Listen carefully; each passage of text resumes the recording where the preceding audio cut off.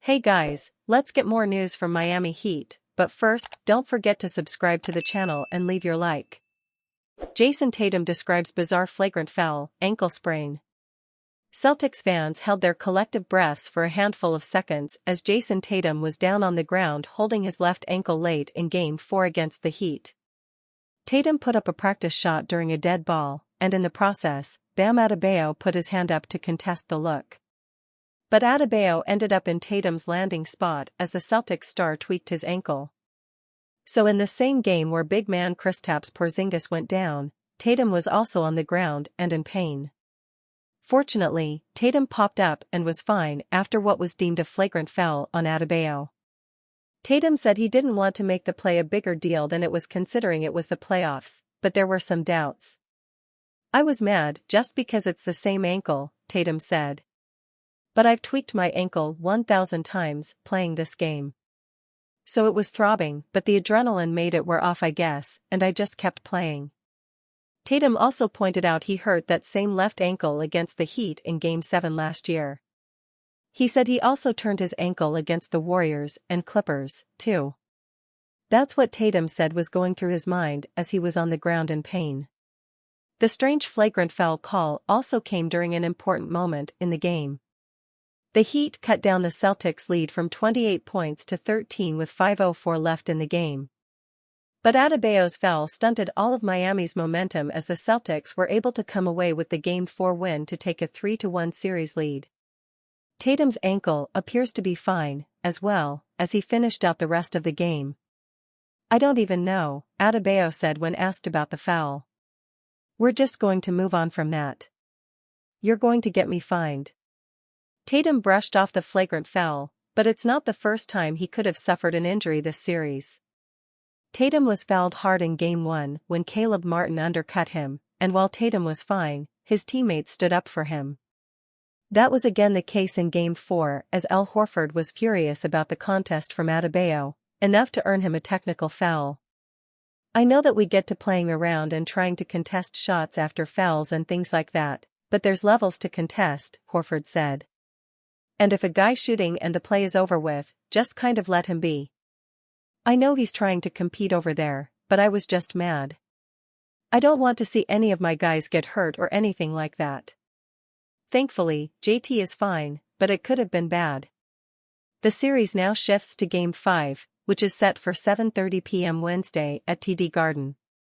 The Celtics will have a chance to close out the Heat despite a stunning Game 2 loss on their home court. After the break, the match became more balanced. The Heat even performed better, with 24 points in the third quarter. Due to the disadvantage created, however, the Heat were unable to get any closer, while the Celtics scored 22 points. Thus, the period ended 87-21. Finally, in the final 12 minutes, with just a few minutes from Brown and Tatum, it was enough for the Celtics to control the score and secure victory against the Heat away from home. The home team, in fact, was better once again and scored 23 points, while the Celta team only 17. Still, the deficit ended at 20 points and Boston ended up victorious by 104-84. "On any given night, we can have a guy like that erupt." Jayson Tatum talks up Celtics' depth after incredible career-high night from Derek White. The Boston Celtics had an unlikely hero on Monday night with Derek White's memorable performance guiding the visiting team to a 102-88 win against the Miami Heat. White saved his best for arguably the biggest game of the season so far. He finished with a playoff career-high 38 points, 3 assists, 4 rebounds, and 3 blocked shots. White's dominant individual performance is a reminder of just how deep this Celtics lineup is. Boston possesses so many weapons that can hurt teams offensively that opposing coaches are struggling to find and counter. Following the game, Boston's all-star forward Jayson Tatum spoke about the team's depth and why this lineup is so difficult to defend. "On any given night, we can have a guy like that erupt and win us a playoff game," said Tatum. NBA analyst Charles Barkley has said on several occasions that the Celtics are one team that doesn't need their best players to play well in order for them to win. The Celtics had three different players averaging over 20 points per game over the regular season: Tatum, Jaylen Brown, Kristaps Porzingis. White and Jrue Holiday were also averaging double digits, with 15.2 and 12.5 points, respectively. The Celtics remain red hot as we approach the second round of the playoffs. The team has an incredible 38-5 record at the TD Garden this season, and if their roster continues to perform the way they have, it is hard to see anyone stopping them in the Eastern Conference.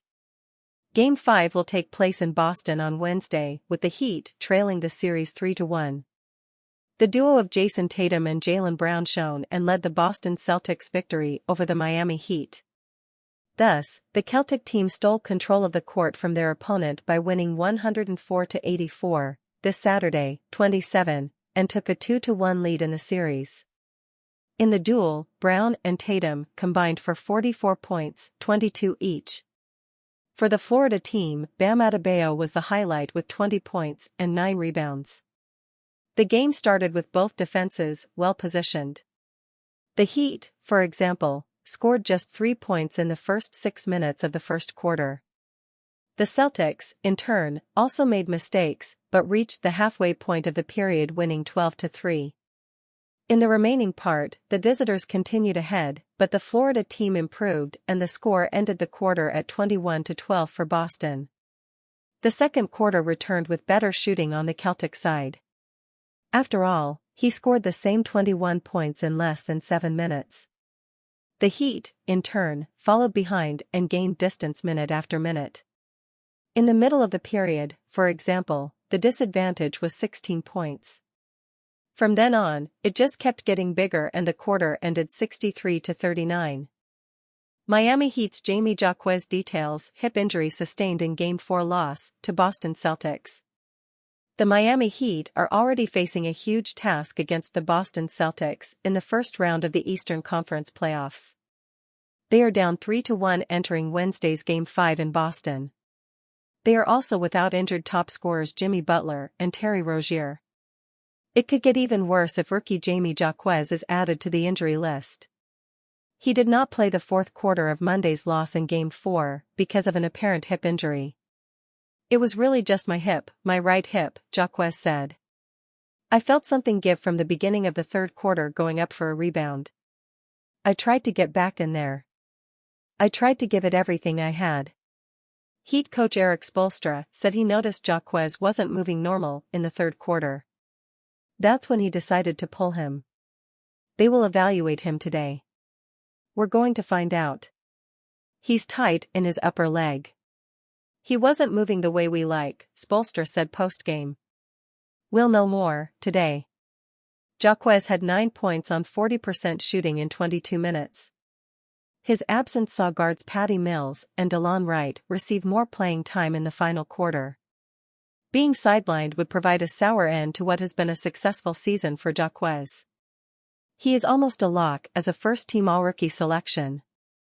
"I think, just take it day by day," Jaquez said. "It's just something definitely a little new. I don't think I've had an injury up here before." And you fan, what do you think of the Jamie Jaquez Jr. situation? Leave your opinion in the comments.